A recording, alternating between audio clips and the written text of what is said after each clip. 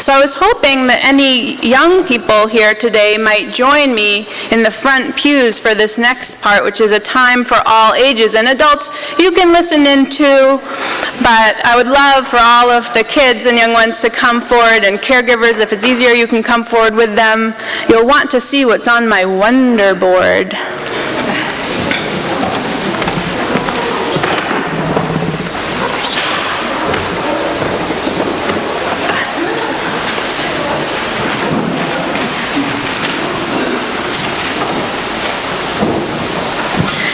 This is called a wonder board because there's some wonderful things on it, but also because I am wondering about them. So take a look, and then you can sit in these front pews, okay?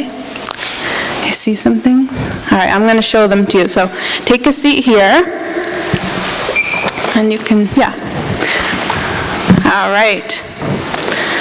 Let's see what to show first. Does anyone know what this is? This fell from a tree in our front yard here at the meeting house. It's actually a chestnut tree, so it might be a chestnut. It's actually really spiky and hard to hold right now, but I wonder what's inside. So you want to try to open it? It's really spiky, so it might be hard. Ooh, thank you, yeah. Ooh, look at that. That's what's inside. I guess it's a chestnut since it fell from a chestnut tree, right? Now, let's see, I'll take this back since it's so pokey. I wonder why Mother Nature designed it to be so pokey and hard to hold. So those balls with the spikes fall from the tree in the fall, and they're green when they fall, but then they kind of dry out and get brown and brittle like that, kind of dead. And then a chestnut comes inside. And this chestnut feels kind of dead right now too, right? It's just dried out. But I have here what happens next. Because first the shell breaks open and then the chestnut breaks open. Let's see. You see that? Here, you can hold that. I have a couple. New life emerges from what was seemingly dead. I have another few things that are a different one you can hold. See new life emerging from what seemed dead? These are those helicopter noses that fall down. Look, this one still has the nose on it. See how the helicopter nose is on there, but life is springing from there when it breaks open? Pretty cool, huh? A whole chestnut tree can grow from that one chestnut. So new life coming from old. Pretty neat. Also on my wonder board, I have something that comes from a lupin plant. Lupin are some of my very favorite flowers because in the summer they have purple and pink and white blossoms and they're really gorgeous. But after the flowers die, these weird pods appear. And I wonder what's inside them. If you are really quiet, you can hear there's something.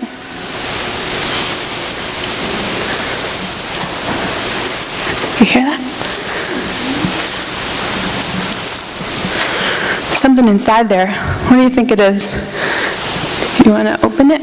Here, you open this one. I'll get some more for you.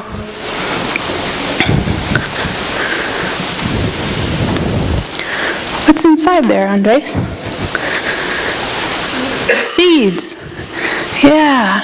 You want to pick one? Yeah, it looks like a green bean, doesn't it? There's some seeds in there. Yeah. And you know, some new lupin flowers can grow from those seeds if you plant them.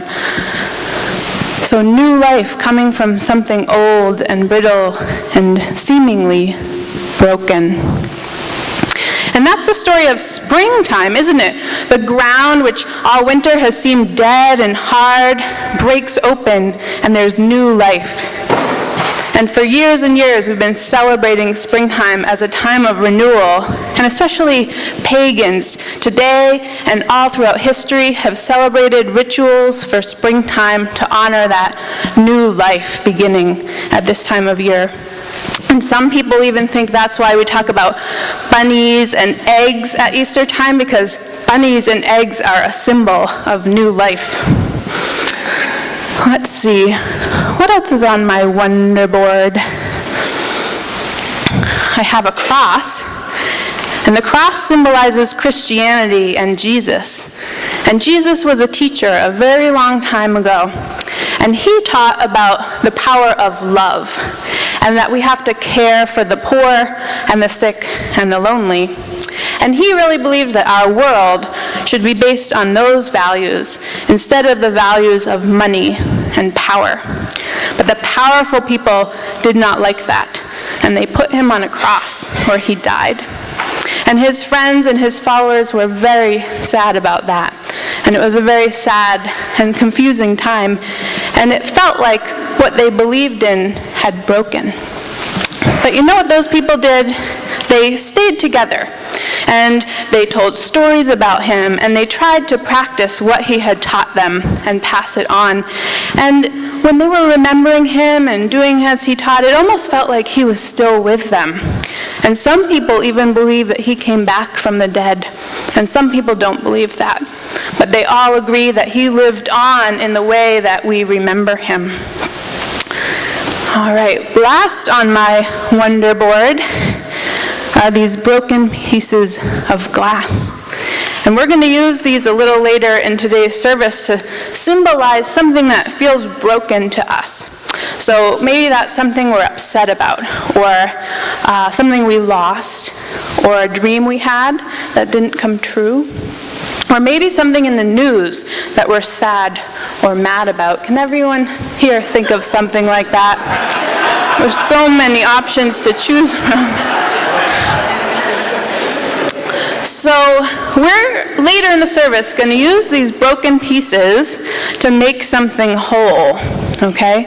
But right now, I was wondering if you would help me to pass out a broken piece to everybody here. Do you think you can help me with that? Every person here gets one broken piece, all right? So you can help me with that, and Ellen is going to, and Amy are going to help you to pass out some broken shards to everyone. But I want to thank you for coming forward and wondering with me this morning, and thanks for bringing these to everybody here.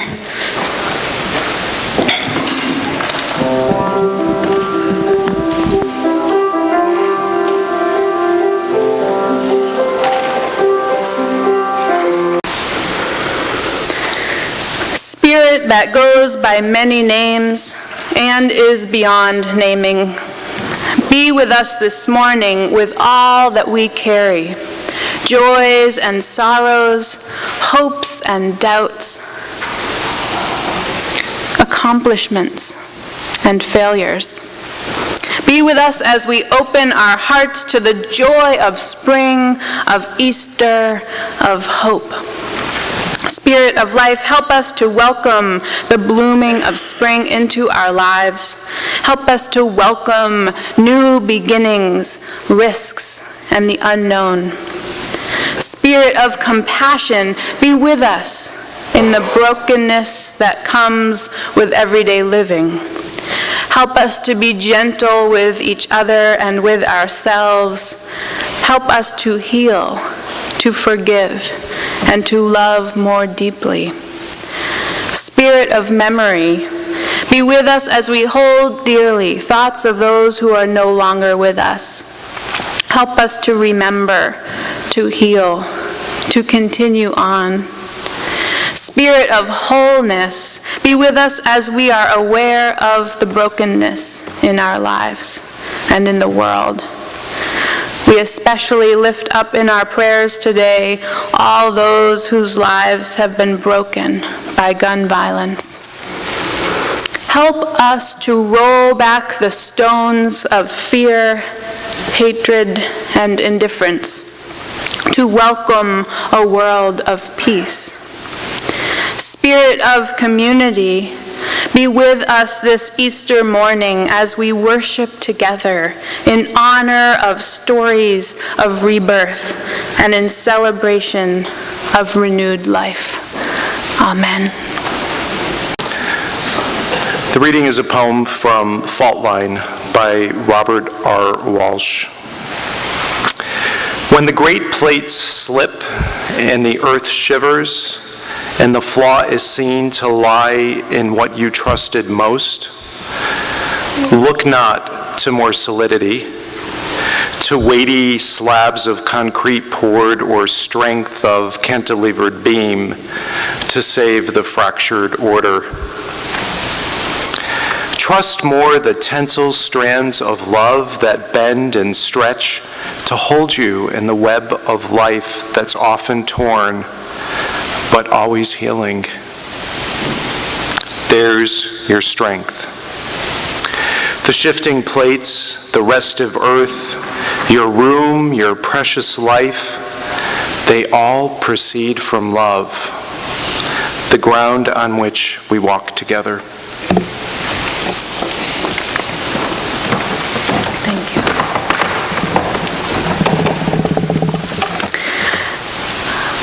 For our second reading, I'll need all of your help. You might have seen an insert in your order of service that looks something like this, called Responsive Reading for Easter. And if you didn't get an order of service, find someone around you to share with. I'm sure they'll be willing. I'm going to read the regular type, and I'd love for you to join with me in reading all of the lines that are bold. There is a brokenness out of which comes the unbroken, a shatteredness out of which blooms the unshatterable. There is a sorrow beyond all grief which leads to joy, and a fragility out of whose depths emerges strength. Spirit of life, so evident in this season of rebirth and resurrection, gather us in and make all our broken pieces whole in community. From each of our jagged edges, give us the shape of communal beauty. Let us remember to bring our brokenness to community, where we will be called to hold one another in love. For love is the ground of our being. Love is always possible. To this we proclaim, Alleluia.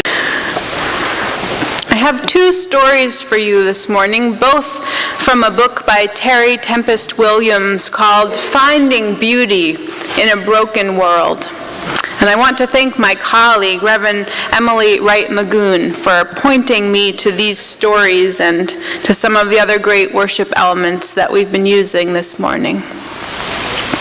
The first story is set in a struggling neighborhood in Philadelphia, plagued by poverty and violence.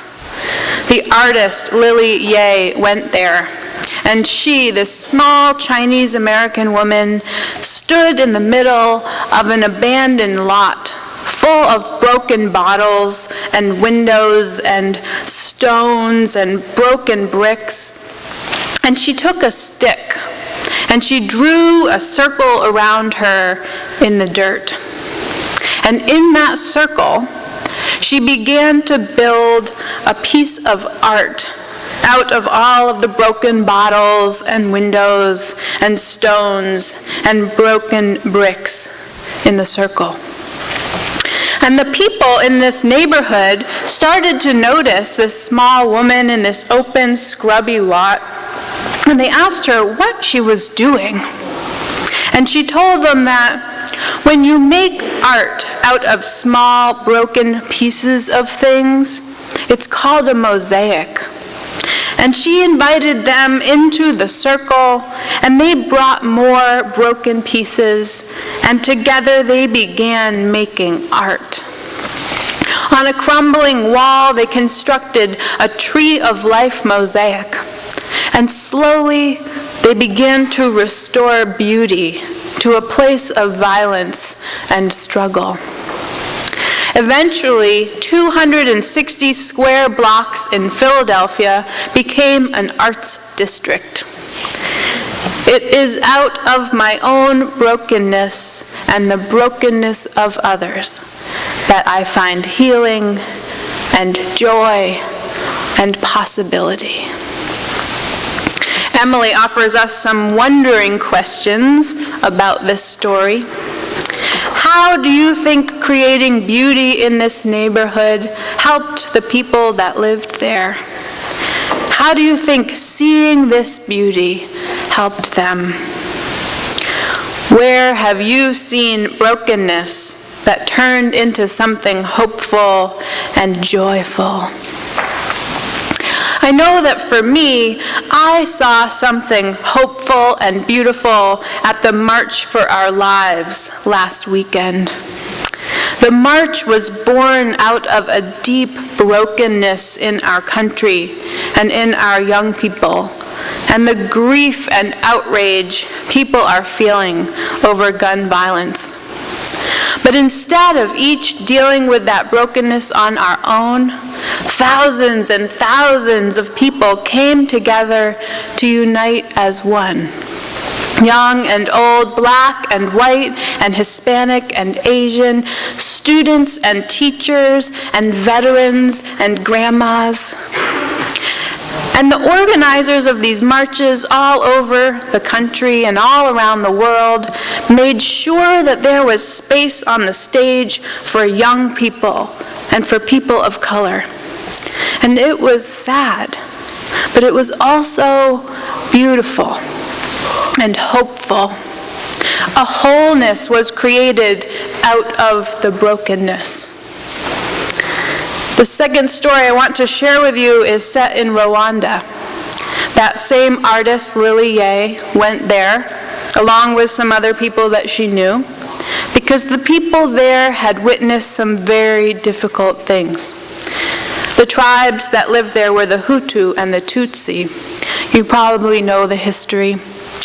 Many of their loved ones had died, just like Jesus died all those years ago.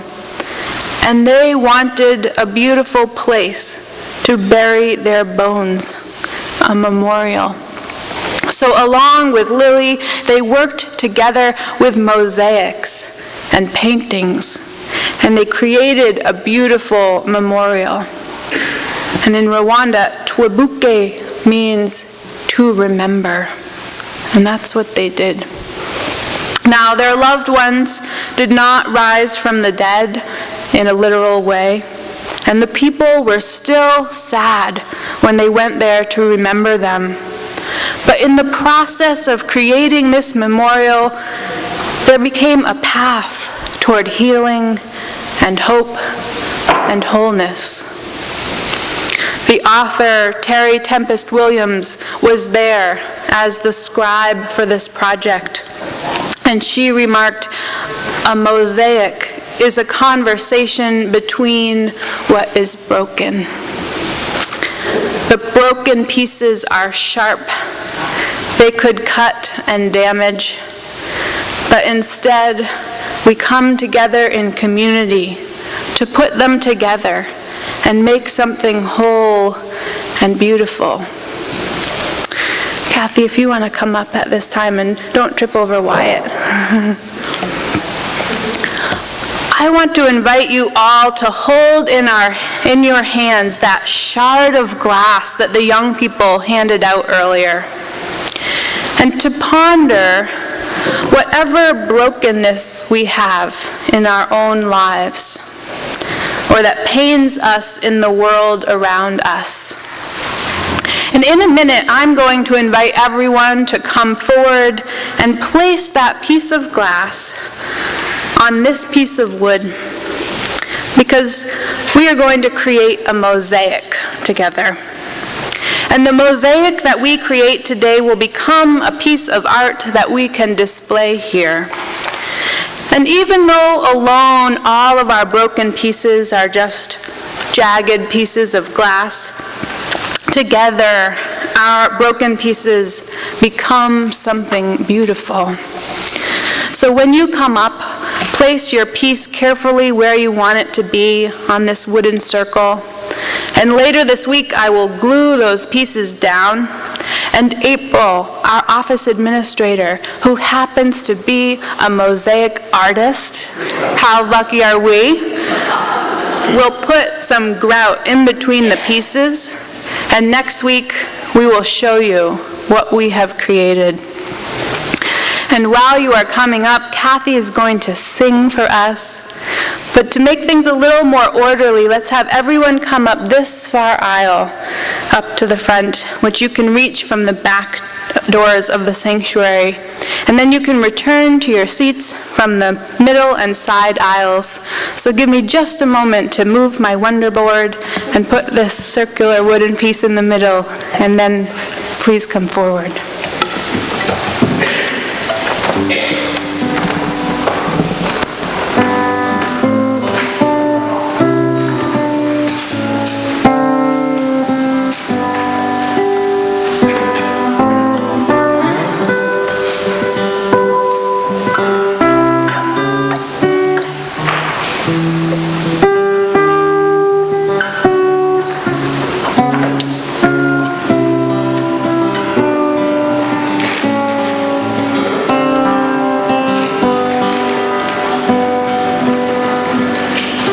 Blackbirds singing in the dead of night.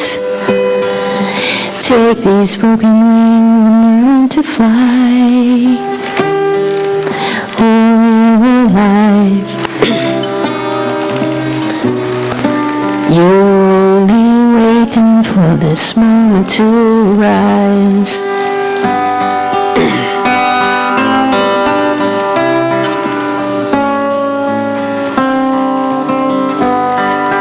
Blackbirds singing in the dead of night. Take these sunken eyes and learn to see. All your life, you're only waiting for this moment to be free. Blackbird fly. Blackbird fly into the light of a dark black night. There is a brokenness out of which comes the unbroken, a shatteredness out of which blooms the unshatterable. There is a sorrow beyond all grief which leads to joy, and a fragility out of whose depths emerges strength. This morning we celebrate the resurrection of hope. We celebrate the broken, which through community becomes whole. We celebrate the seed, which only by breaking open can push through its brittle husk toward the light. We celebrate the bud, which, breaking open to stretch its petals wide, blossoms in the springtime sun. Happy Easter, everyone. You've created a thing of beauty up here. Amen. And blessed be.